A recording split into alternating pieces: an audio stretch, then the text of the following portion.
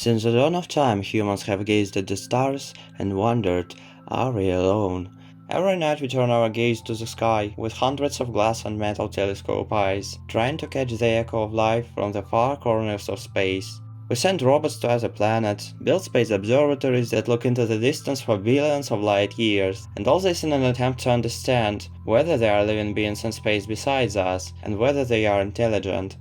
This question occupies the minds of many people, but for Elio Solis, finding the answer to it at one moment becomes vital. When he was younger, he tragically lost both his parents, and left in the care of his aunt Olga, a major and an orbital analyst in the US Air Force. In order to look after her nephew, she gave up her dream of becoming an astronaut, but the loss of his parents still made the boy to withdraw into himself, plunging into a feeling of deep loneliness.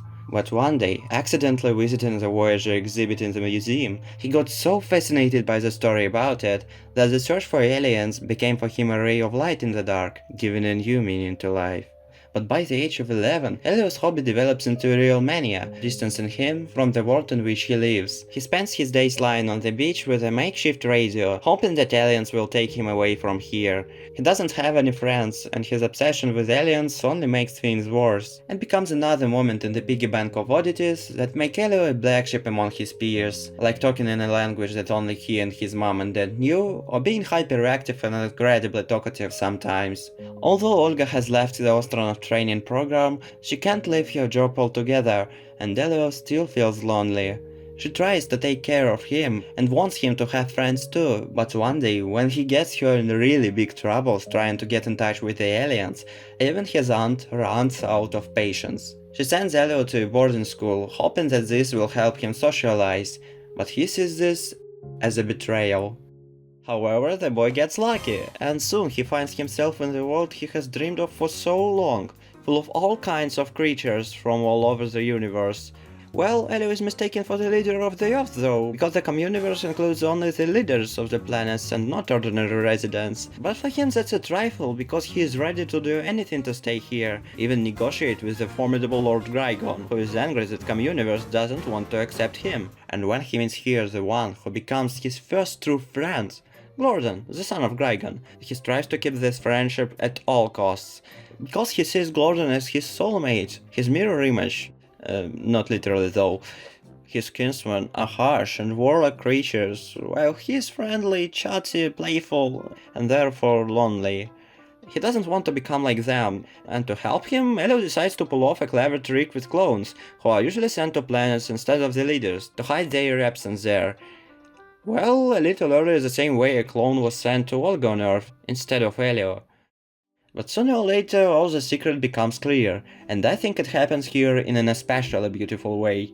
Although the clones are identical in appearance to the originals, they are the best versions of Elio and Gordon in their behavior, the versions the kids think their parents would like them to be. But that's why both Olga and Grygon notice the replacement, because without the weirdness to which they get used to in their children, they are no longer the ones they used to love. And that is one of the main thoughts of the film. Truly loving parents appreciate and accept their child for who he is.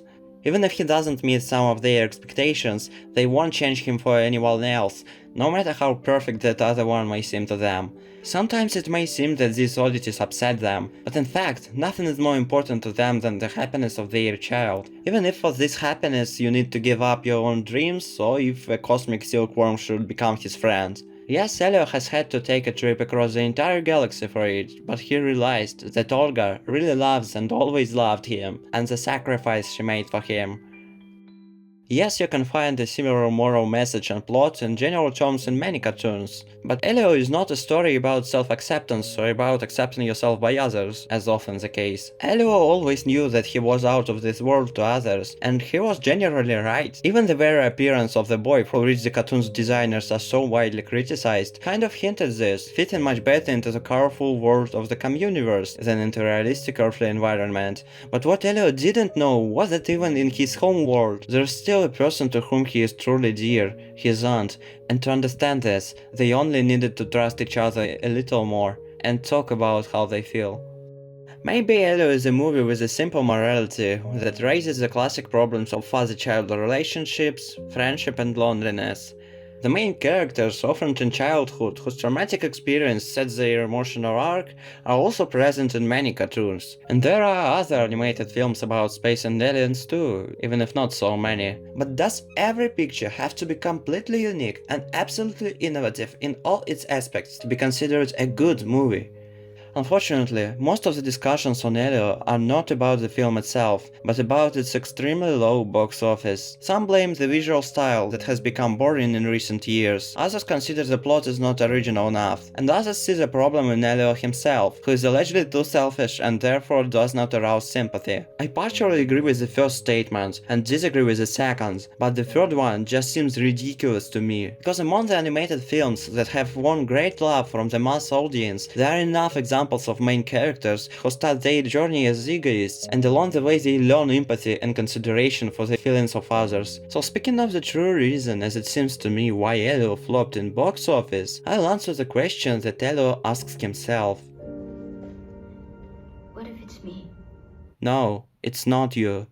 We live in an era when the number of films, series, and even cartoons released annually on large and small screens is measured in hundreds, thousands, and even tens of thousands of hours of screen time. Many of them become sequels or prequels to the stories that were already told, forming franchises, sometimes successful, sometimes not so successful. Such an abundance of films literally makes the viewer's eyes run away, and choosing what to watch often takes even longer than watching it. And of course, in such a situation, the advantage often is on the side of the franchise. They are highly trusted by viewers by default if they like the original story.